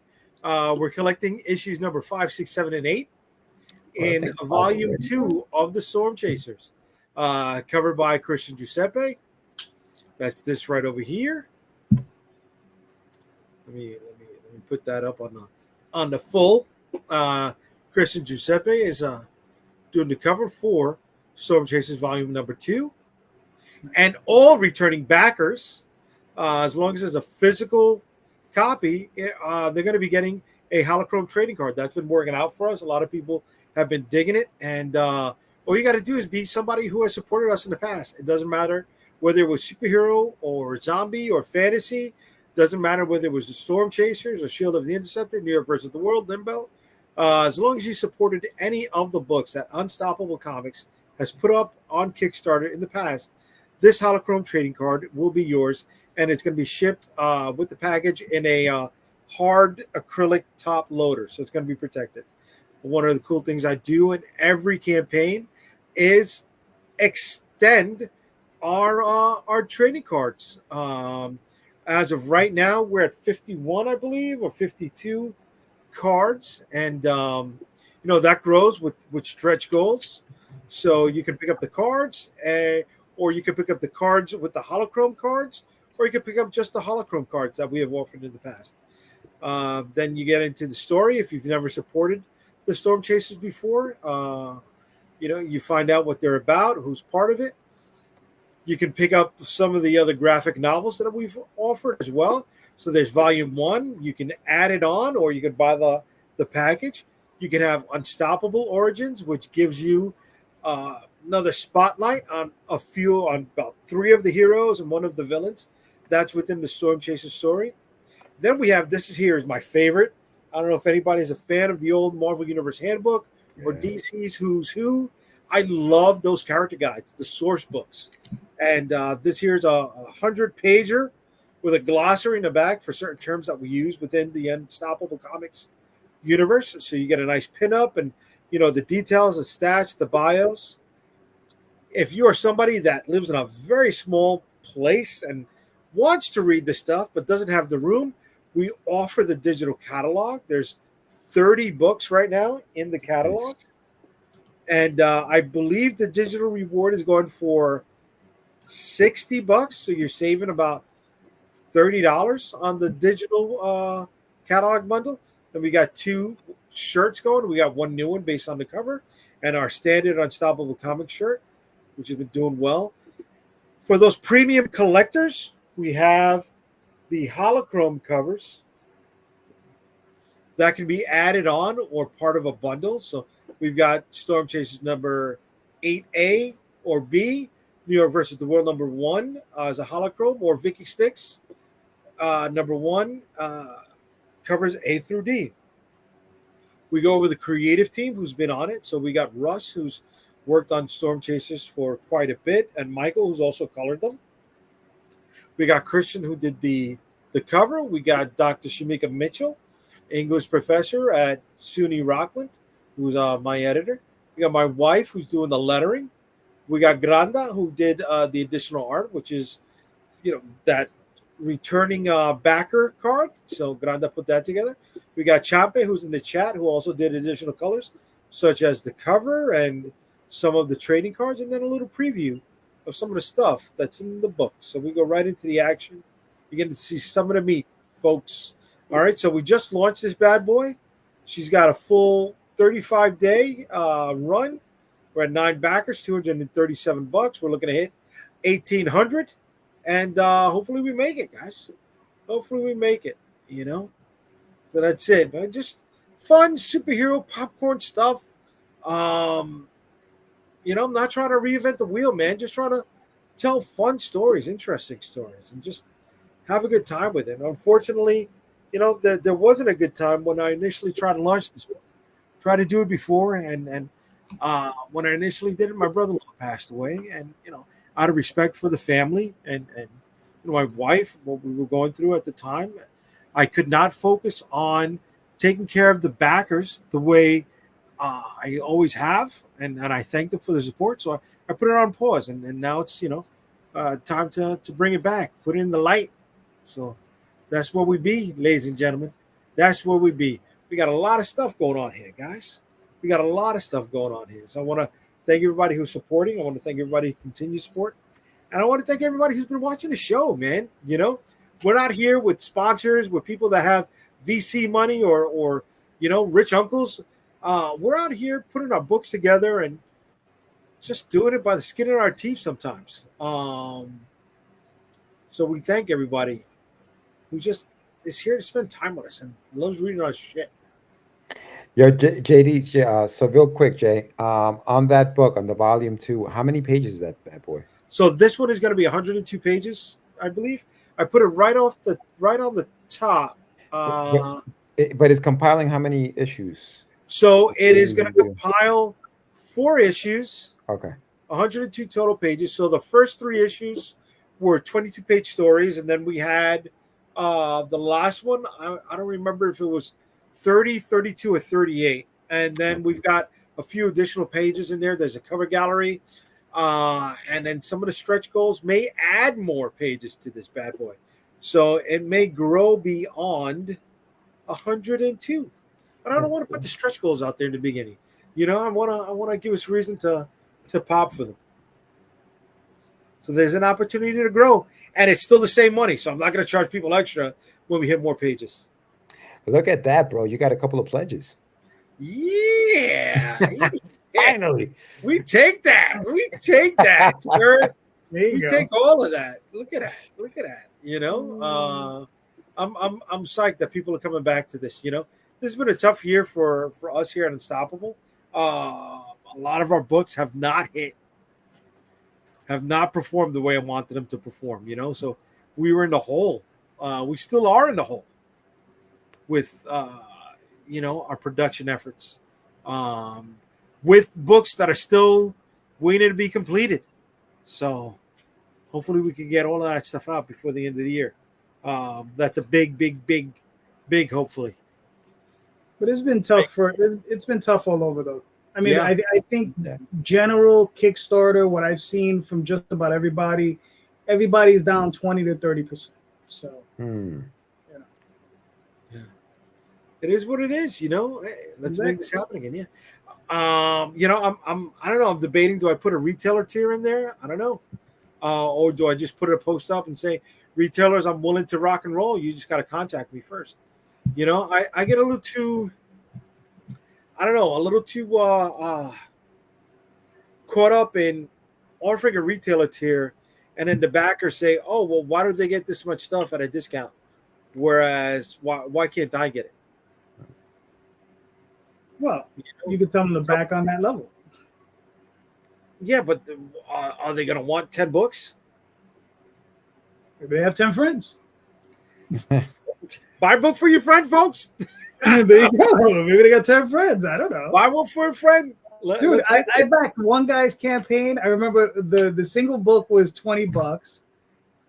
But if you you bought 5 books, it was like 25. So I bought 5 books. And then I gave one to my friends.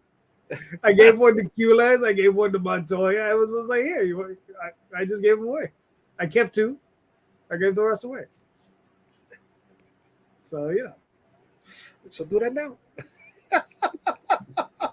I thank you. I thank you. I thank you. I mean, if you want, I could pull it out, and then damn. like, I mean, we picked a tough business, guys. We picked a tough fucking business. I say this all the time. I know not everybody agrees with me, but I feel I need to say it. Making comic books is the easy part. As hard as it is to put together a book, that's the easy part. That is not the easy part. Selling it and getting it out, of course it is, dude. It's difficult. I'm not saying it's not difficult. It's not the easy. I'm telling you, doing a good book is not easy. I challenge you to do a good book. I did a good book, and nobody fucking bought the goddamn good book. Well, that's because I'm trying not to fire too many bullets right now. Damn. See, it started out so nice. We were in the middle of a truce. We had a great time. This happened. This because we went over the hour. This because we went over the hour. We went over the hour. Look, we got people chiming in. Go to sleep, old man. Funny thing is, Calderon's the oldest one here. They're telling me to go to sleep. Yeah, the eyes are burning. Look at that. You know what's funny? George, Calderon got a brand new unit, and he still freezes, bro. Oh, man. Well, it wasn't the computer. The unit runs wireless, so I'm not running through a direct line. So. Oh, you're not? Okay. Yeah. Okay. But I mean, no. Well, listen. I mean, selling it is difficult, but the thing is, my thing is this: is that you can hire somebody to sell your books. Yes. Okay. You can't hire somebody to do your. I mean, you can, but then it's not really your book. Right. Then it's just your IP. Right? Right. Well, look, I've never said that making a comic book is easy. Wrangling the entire team together to finish it is a chore in itself. Yes. But compared to the subsequent steps, that is easier because you're not going to recoup your money in 1, 2, 3. You got to run the circuit. You got to do the politicking, right, on other people's live streams. And sometimes you're on a live stream with someone who's brought another guest and you're just like yeah, funny, you know what I mean, because you're trying to sell your book. Sometimes you're up at 3 o'clock in the morning trying to get international sales. Pull up what Michael said. I said it. I saw it. Yes. See? Yes, it's a calling and not a choice. You're damn right. You're damn right. And the thing is, here's the problem: is like with indie with indie comics, right? There you go. Chomp is hilarious, bro. You know what? And Chomp is not wrong. I've hired Chompy. Yes, Chomp is the best. There you go. Yes. But yes. I mean, here's the thing: we hear a lot of people talk about the business of comics and indie comics and all this other jazz, right? I mean, I tell everyone. I mean, I've gotten to a point where it's just like, look, do you want to make comics? Or do you want to make a living doing comics? If you want to make a living doing comics, go do something else because your shit ain't happening for you. If you're not at Marvel and you're not at DC, kiss it. It's done. You understand? I mean, is it possible? Sure. Probably not for you, though. Right. That's the hard facts of it. You understand? It says, go watch Pulp Fiction. There's a section in there with Marcellus Wallace, and he'll tell you, if it was meant to happen, it would have happened already. So sorry. Yeah. It's a tough truth. It is. You understand? You do it because you love it, because you want to do it. Right. You understand? You want to worry about money? Go get a job. You say it's not enough? Go get another job. Right. Again, I'm making comics. The comic takes for me to make the second job. It's like, come on, bro. I've thought about opening up a restaurant. Pizza. I love to cook. And people have always told me, "Oh, do it, and you can still sell your comic books in the front." No, I can't because that's putting the cart before the horse. You know what I mean? I do one or the other, and it's comic books. Right. I mean, my only thing is like, love it, do it, love it, enjoy it. Try to make as much money as you can. I mean, look, I'm in it to make money because it's the only way I can keep doing it because I'm paying my artists, right? I know it's the same thing for you, Jay. I know Georgia the same way, right? We have to finance this. Sometimes I got to pull it out of my pocket, but I'm trying to get to 100%. I'm at I'm at like 90%. I'll say this, man. I'll say when it comes to making comics, bro, and the reason why I think we're still doing the comic book thing after all these years, right? We talked about 92, 85. Because we're badly damaged. Well, that and we are obsessed and we love making comics. We love it. Yeah. It's not because we want to make the money. I mean, yes, the money, like you said, we want to make the money. And honestly, we'd love to do this professionally and have this be what we do, and we don't have to worry about doing anything else other than this. Yes, but we're not making that money right now. We're still doing it. Why? Right. Because we love it. You have to love it. To be in it this long, you have to love this stuff, man.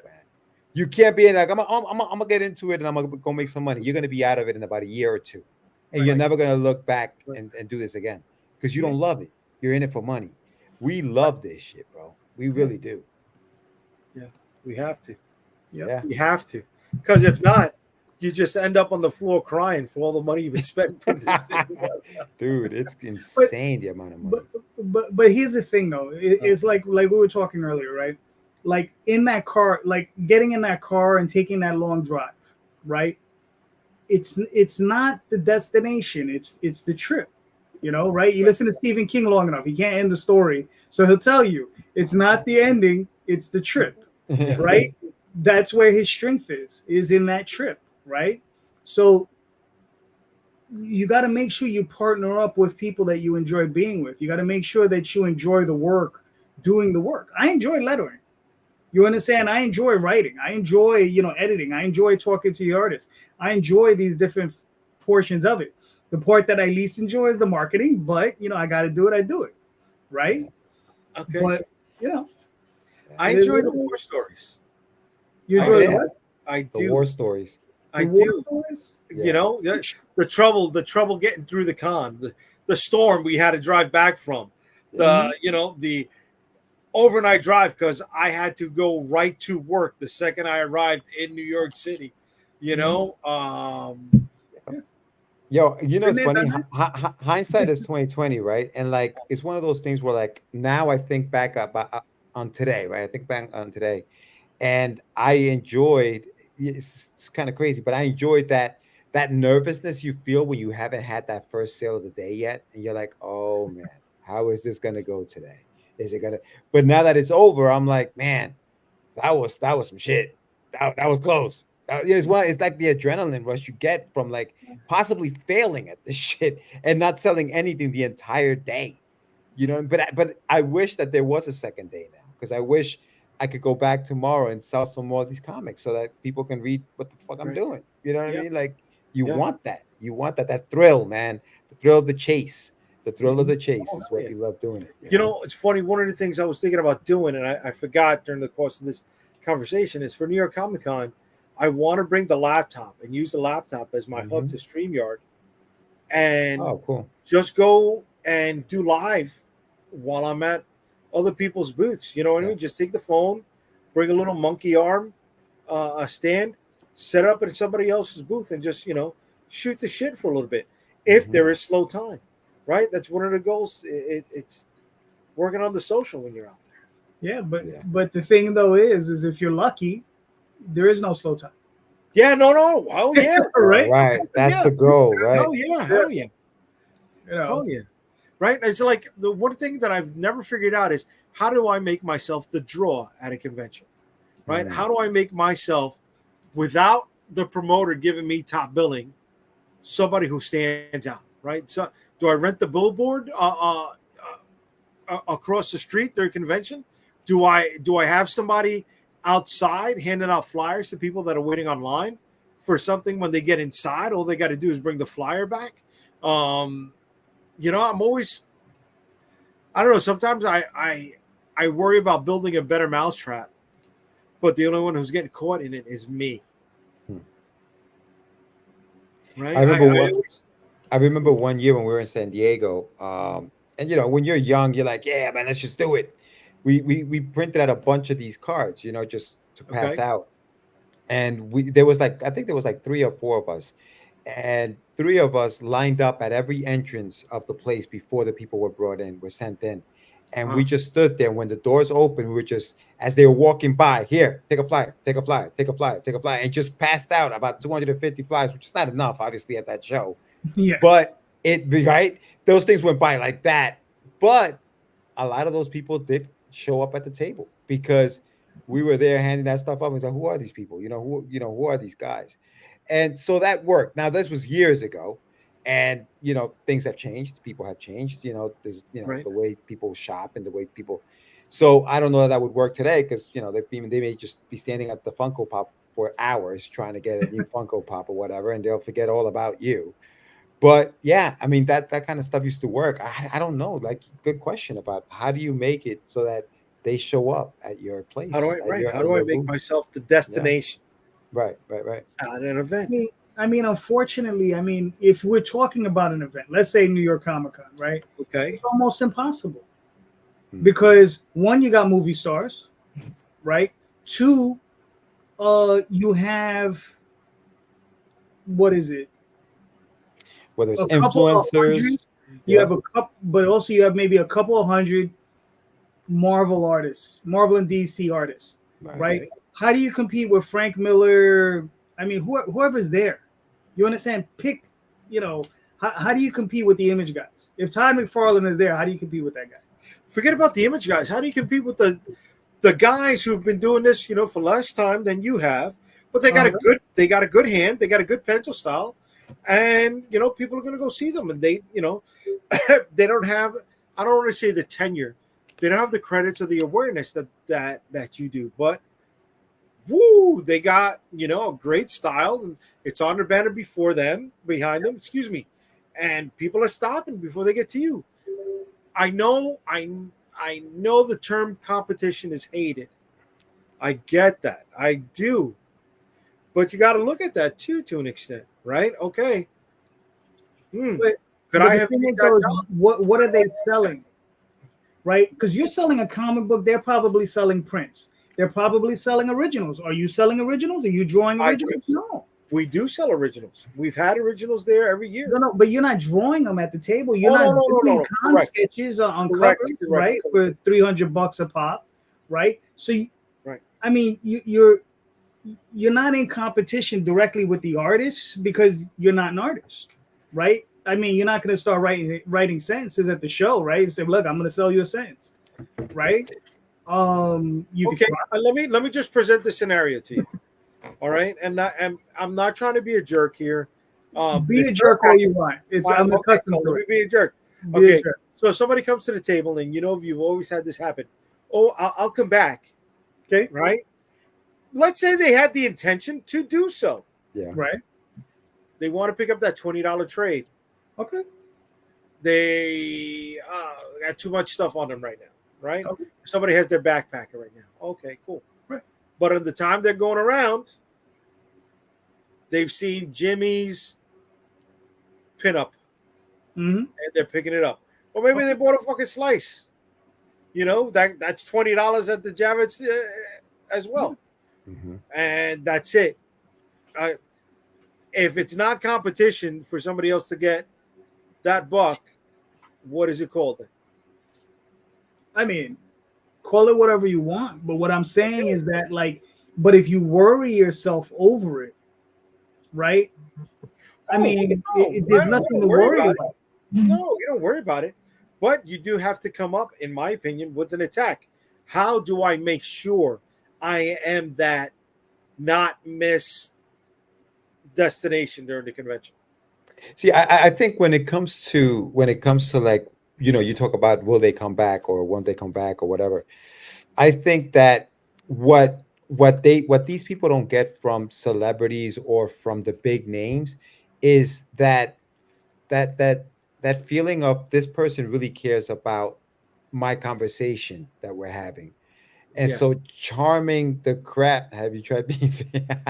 So charming the crap out of them is where we have to relate. It's almost like we're the ugly people, right? We have to have the personalities because our looks are not going to get us what we want. What the hell have to have that about, crazy? Baby? We what have are to you have talking that about, baby? We have to have that incredible. Tell them the truth. We Tell him gotta the- have tell Jay. him the- You need personality, bro. You need personality. That's why you need. Personalities. So you're telling me he can't make it on looks or personality? What the hell? He got nothing. Damn. He got nothing. I got a You- men's room you better- 10 aisles down, baby. Yeah. We do what we got to do to make it happen. You've ever had conversations with people who maybe come back to the booth, to the table, and say, "Yo, I came back because of the conversation, like because whatever we were talking about. Yeah, I gotta pick up this book." It doesn't happen often, but it can happen, and I It think can we happen, have to. Yes. But we kind of that's what we have to kind of unfortunately rely on until we become famous, and then we don't have to have the personality because you're just gonna line up at my table and you're going to get a signature and move on. I don't have to talk to you. There's plenty of people behind you. So I get wanna your talk. signature Yeah, and be yeah. gone. You know what I'm saying? Yeah. But for right now, we gotta use that. We gotta use, you know what I mean? Let me give it this. Because I know there's tons of people watching the show, right? So you guys know I'm always selling shot glasses. Uh-oh. Uh-oh. Uh-oh. You guys heard that? Sure did. You guys heard that? I've always sold shot glasses. About like, to show one now. I'm And- always selling shot And we glasses. give gifts with the shot glasses. We put, Hershey's Kisses in there. Are you and stuff putting a like Hershey's that, Kiss in your to chair now? make it, a draw.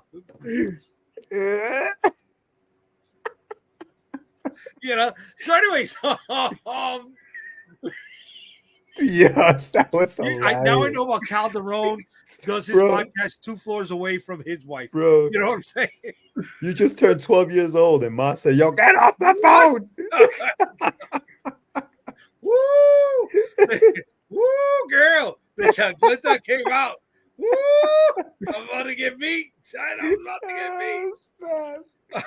So with all of that, before I put my foot in my mouth anymore, the audience is not curious about new things. They'd rather spend $10 on a Deadpool print and $5 a book they never heard of. It's true. Absolutely right. That's why things are changing. And if you're going to spend $300 on a pair of Jordans, I want that dough too. Folks, we're going to wrap it up here. Good idea. Good idea. Good Might idea. be a good time. We went almost 2 hours. Yeah, man. So I want to thank everybody who's been joining us. I want to thank everybody who's going to be watching this on the restream. I appreciate you. I appreciate the time you're giving all of us. And I appreciate all the support you're giving to the books that we make. Before we get out, Calderon, you want to tell everybody where they can find you? TheOswaldChronicles.com, TallTalesOnline.com. Soon to be on Kickstarter again. And, tomorrow night, 7:30 p.m. with Mr. J. We'll be on the show. We'll be talking to a bunch of other heads, having fun, discussing the business of comics. So we'll see. We'll see what happens. All right. And then we got to bring George back. Yeah, George. I When you coming will back, kid? be back. I always said JD, you got some spot. And JD's good, bro, because he'd be like, yeah, sure, no problem. So I will be hitting you up, JD. I promise. Nice. Where can they find you, brother? Getyourmeds.com with a Z. Getyourmeds.com. Check me out there. Also, check me out on Tuesday nights live on YouTube. A show called Catch the Craze, Catch DA Craze, where we talk about similar to what you guys are talking about. We talk about the do's and don'ts and mistakes we've made in self-publishing. And we also have guests on the show talking about their projects and what they're doing. Also, go to my YouTube channel, Get Your Meds, and where I have a show called The Art of Comic Writing, where I talk specifically about writing and storytelling. So check it out. Nice. Cool. Nice. And I want to thank everybody again. This is where you can find me. But tomorrow I'll be, like Calderon said, on his show, chilling. Be here next Saturday, chilling, hanging out. If anybody wants to come, the fellas, the door's open.